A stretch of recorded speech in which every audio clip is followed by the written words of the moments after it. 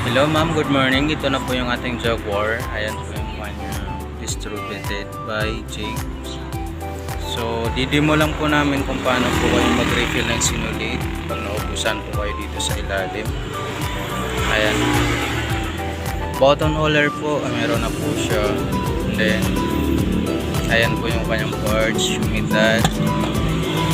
And once naubusan po kayo dito, no, didemo lang po namin yan. Ayan, kung paano kayo mag-kit-kit. Actually, ma'am, dito lang po yan. Ayan. Lagay natin siya dito. Then, lagyan natin sinulit. Sinulit po, ilalagay natin. Nakalagay po siya dito. Makikita niyo po. Kapasok siya dito, ma'am. Ayan, nakapasok yan dyan. Tapos papunta siya dito. No? Tapos push nyo lang po pag ganyan. Diyan nyo tapakan yung foot pedal.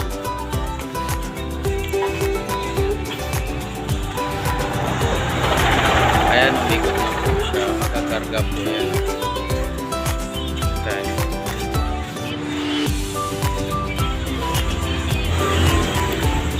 Ayan. Lalagay na po. And then, pag marami na siyang laman tulad nito, ilalagay na natin siya sa bobbin piece. Tutulak ko lang po pa right side, siya yung tanggalin. Ayan po, ilalagay na natin yung rewinder dito sa pinaka-bobbin. Ayan. Ganyan po, sabit nyo na siya dito.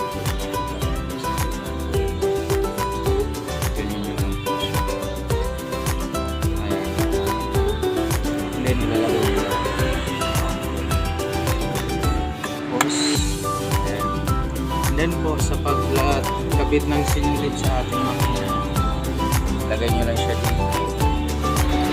Pag malaki po yung tulad ng mga cone, baba nyo na lang po siya dito. Ganayan din po paglagay. Tapos ma'am, papasok nyo siya dito. Push nyo ipasok dyan ma'am. Kita nyo, sabit nyo siya dito. Ayan, sabit. Tapos dito. Then natin yung handwheel taas. Kita nyo, pasok natin. Ayan, pagyan. Lagay naman po ng sinulid karayom, ayan, pag ganyan. Sabi, tapos pagyan. Then, pagsuot, nasa harap yung butas. Ayan. Tapos ikutin natin yung handwheel. Yung handwheel, tinatawag natin handwheel para ma-pick up natin yung sinulid sa ilalim. Ayan o, ikutin natin yan.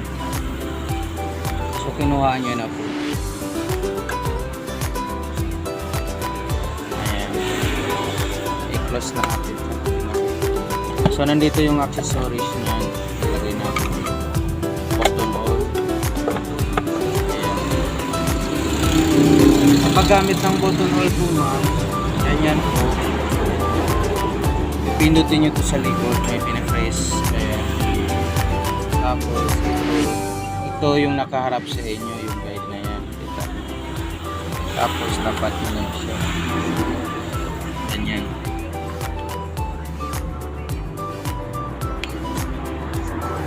Ayan po ma'am. Then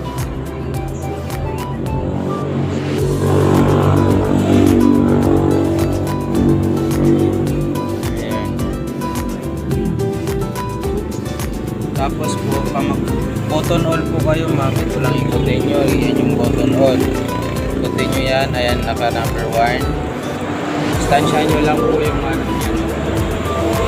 Button hole, ayan, makita nyo po yan.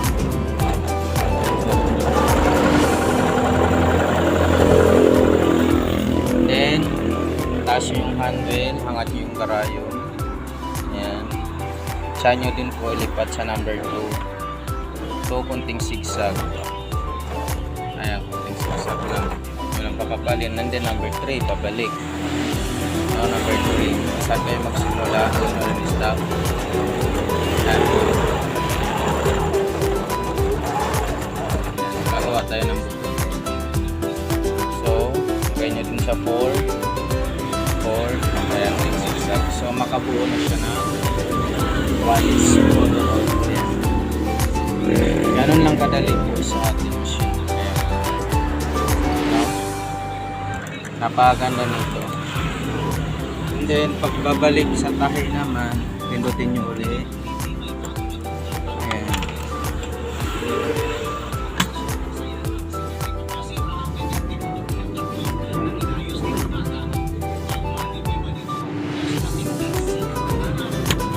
Tapos straight, and pindutin nyo lang, hanapin nyo lang po siya straight.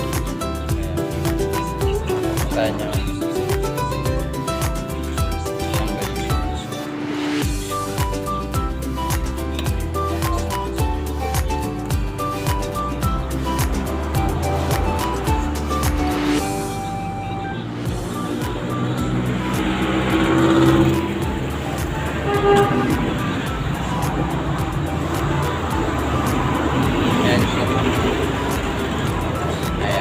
Ito naman po yung kanyang box switch. Atras sa band, long press. Ayan, babalik. Ganun po, pakasmot ng ating ayan. Makita natin siya mga. Pag nagsigsag po tayo mga sigsag, pati nyo na rin po siya. Ayan. Sigsag na po yung machine natin.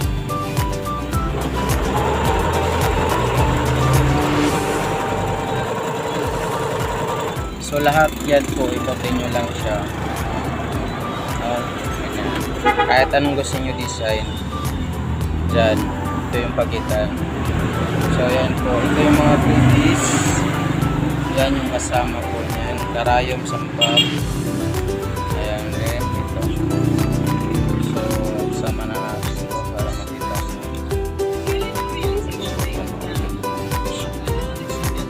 Ayan mga malam. Jaguar po yan, may switch on off. Pinatay yung ilaw. Ayan, pwede walang ilaw, pwede meron. So may on off ilaw po tayo. So handrail nandito po. So maraming salamat po ma'am. Then po God bless po. Thank you so much. Ayan na pre no. So naka-safety na siya lahat. So ika-crack ko pa siya ng kahoy pre. Para hindi madaganan o gano'n.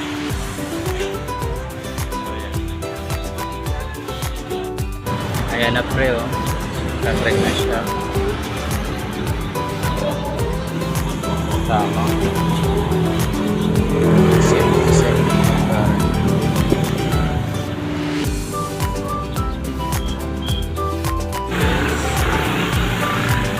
So ready na po